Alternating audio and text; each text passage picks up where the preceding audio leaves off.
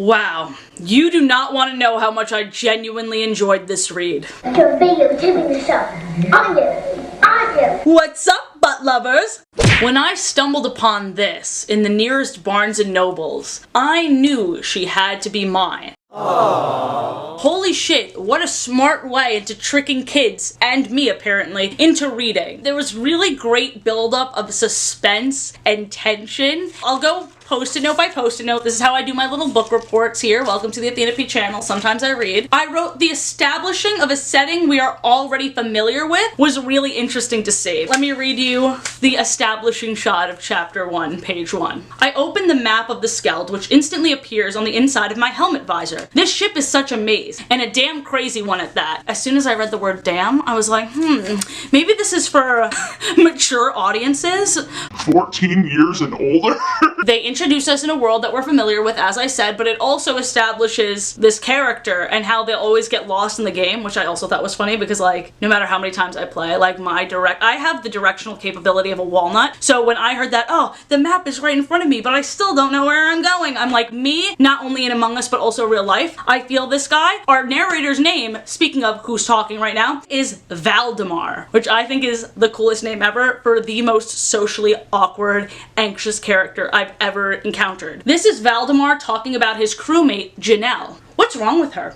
I've never seen her act so strange. If I didn't know she was into women and already with someone, I'd swear she was flirting with me. She keeps avoiding my eyes as she's talking. Janelle being sus and gay? What a legend. If you plan on reading this, maybe just save this video. I would encourage the read. Plus, We get such fun pictures. despite how this looks, this is actually the gasolines. Because you know, like the gasoline tank where you go to one and you pour it in the other? We have this visual of him like kind of like pouring it and being like, oh shit, and it's like getting all over the place. It was stressful. And as much as I wasn't a fan, I was like, wow, I can't believe I'm actually getting stressed out reading about fucking Among Us. I don't know if this speaks to the quality of the book or my low-ass standards, but it's pretty incredible. Picture this for a second. We're only 12 pages in, and there's already an emergency meeting. Alarms are blaring. This guy, Valdemar, also known as V, is running. He's running and he's thinking, oh my gosh, he's expecting the worst, and it just turned out to be a surprise party for him. And talk about my expectations subverted, because I thought, oh wow, what a cheap way to get us into it. It's already starting. The issue has already arrived this early in the story. Lazy writing. I was ready to make a bunch of jokes. They were all writing themselves, and then the story said, no bitch. Oh, you thought this was gonna be a book for kids? It's actually a book for still kids, but kids that are smarter. Kids like me. It's a while until we hear the next emergency alarm, which is obviously the real one. It's another 14 or so pages, but it goes by in a lot of time. You see like the passing of multiple days. It's been a while since his birthday party. You see him keep eating the leftover birthday cake. You see his conversations with his friend Doc, who they've apparently known each other since childhood. They're very close friends, yada yada yada, etc etc. Filler. And then you just see this. Emergency alarm. And everyone, now the urgency is down to here, which makes me a little sus. Because everyone's like, oh, is it another birthday party? And they're kind of just dragging their feet. Little did they know, somebody fucking died in the most heart-wrenching way possible. It happens to, the person who was targeted happened to be the dad in a family of 3, like the only family on board. Dad dies, mom's screaming. We see the little girl just standing there being told what happened, and I screamed. I literally was like, this is so fucking sad. For some reason, just her in her spacesuit just being like, all around me are familiar faces. It destroyed me. It was too much. It was very sad. Well, what do you mean? I'm in space. Oh, where's my dad? Tears. I got very excited on page 32. Let me just read you this quote. You mean there's a damn murderer among us? She said it. She said it. Where's my fucking beer? Fear me and beer me. She said Among Us! Aim! We have a beer advent calendar. Isn't that so us? Anyway, shut up. Enough of that. We get this sick. I love the art. I'm sorry. I know I might just literally have the attention span of a 7-year-old where I'm like, ooh, pictures. But look, we see the layout of everyone who's on the ship. I feel like I'm reading to like a kindergarten class. As you can see, children, one of them is fucking fucking dead. On page 43, we are hit with some lore. We learn that they're in space for space colonization. Like, they're not the ones doing the colonizing, but I mean, they're helping this happen. Pretty dark. Like, I literally was not expecting to walk into this. I mean, the more you think about it, like, Among Us, there is a lot of death, and, like, you have to conspire on, like, who's the killer. So I should have been expecting this, but I don't know. Like, I really got sucked in. I was like, oh my god, who is it? Spoiler alert, it's just an alien. It's just aliens taking over people's bodies. We got a 2 in 1 on page 45. We got, what if he's an imposter? An imposter among us!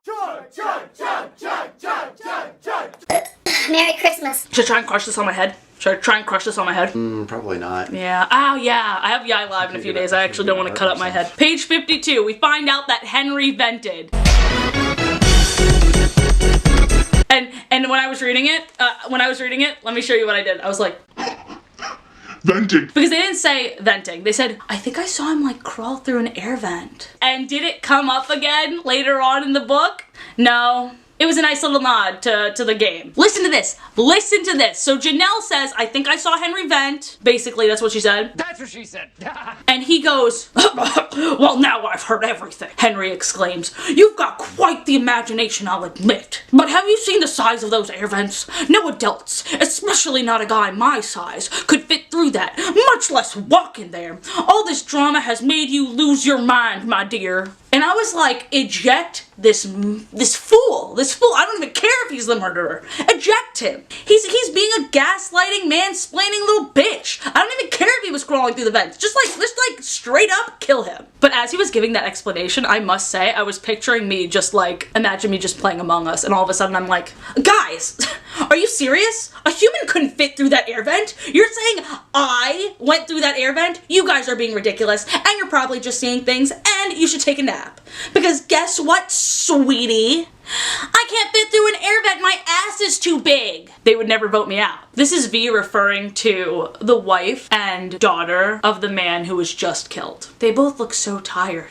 It seemed like she aged 10 years in just a few hours. I shiver every time I look at them. And I get what it's going for, but immediately, I don't know if this is just my stupid mind, but I immediately thought, Brr, shiver me timbers, you look depressed. Also, on the same page, we've got, ready for this quote? It says, we've got an imposter to find. I know my limits. Cheers.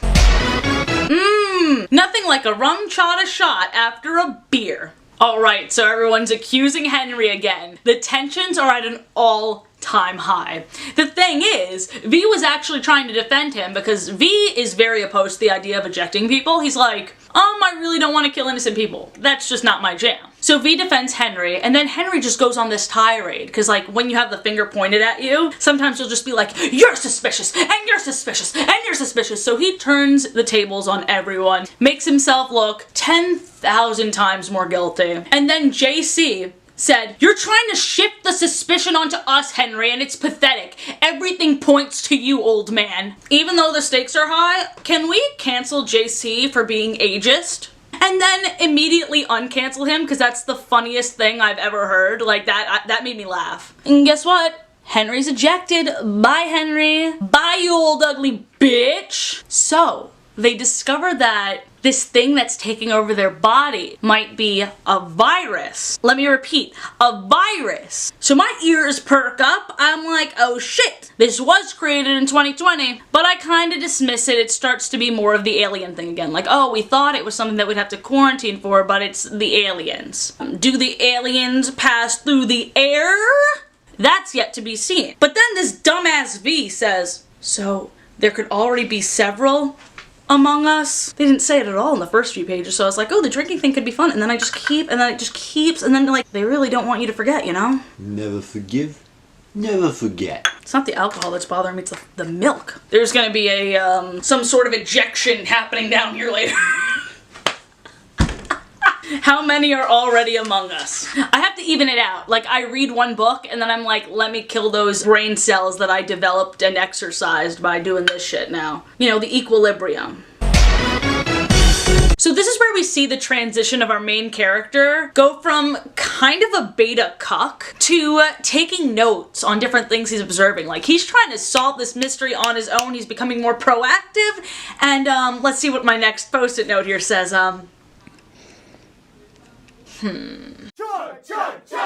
And this is where things kind of shifted into 12th gear, if you don't mind me saying so. Well, it doesn't matter if you did, because I already did. Anyway, let me explain this picture. They're girlfriends, and one of them is being ejected, and the girlfriend even voted for her. The explosion of emotions as this girl realizes that her own partner betrayed her like this. Like, oh my god. The girlfriend who initially voted for her was like, what have I done? Frees her for a second, and then this guy named JC, who's the alleged leader, pushes them both into the pod. Then the controls are jammed, and they both get ejected into space. The girl who was voted out, and the girl's girlfriend. I was like, oh man, oh my god. And I didn't even like one of the girls, to be honest, but they were embracing each other as they embraced death. I wasn't prepared. I really wasn't prepared for this emotional journey. It was uncalled for. This should be rated R for really, really, really, really sad. And then they have the audacity to make the next picture this. I don't even know what this man is doing. Not a singular clue. He looks like Sandy Cheeks and SpongeBob's love child. Who is this man? Oh, between page 141 and 143, imposter was said 3 times and Among Us was said once. Do I have to chug this beer? Don't peer pressure me. Hey, stop! So if you actually plan on reading this book, I'm gonna timestamp it out. Just skip to the end. Because this ending came out of, like literally left field. V's friend Doc is the scientist on board. She discovers a way to test who has this alien virus thing living inside them, but it's only 95% effective. V is like fighting her on this, like, we gotta give this to everyone, eject anyone who's infected, and then we are home free. But she said the 5% chance that it's a wrong reading, then we still eject someone who's innocent. And V's like, the chances of us ejecting someone who's innocent is way higher when we do this mock court thing. We already killed 3 people. Give us the damn tests. Also, the wife of the guy died. So we have 2 people who were killed by this, and 3 people who were ejected, so it's like more than half of the people have already died. So V's like, Jesus, just give us this tests,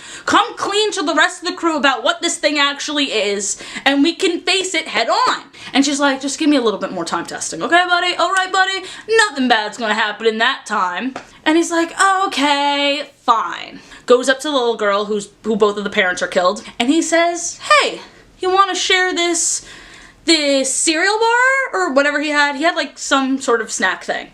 And she was like, oh, aren't we not supposed to take off our masks in front of each other now? Well, this will all be over soon, and I want to give you this nice gesture, so here you go. Plot twist of the damn century. Doc dies. His best friend dies. This actually gave me chills. The abrupt change of the century, when I tell you. This is the end of the last chapter. I hand Alice half my snack. She gives me a big smile as she opens her visor. I find myself looking forward to being safe on Polis again. What a nice end to that chapter. The start of the next chapter. I blink a few times while I try to get my head around this. In front of me, almost exactly where I left her earlier, is Doc's body. Just when you think he's safe! Just when you think he's safe, his best friend dies? Off screen? To some alien asshole? I could not believe it. I was like, damn, I'm starting to suspect this isn't gonna have a happy ending. And guess what? Next page, drop a big ol' F-bomb, followed by, there's a fucking imposter on this ship.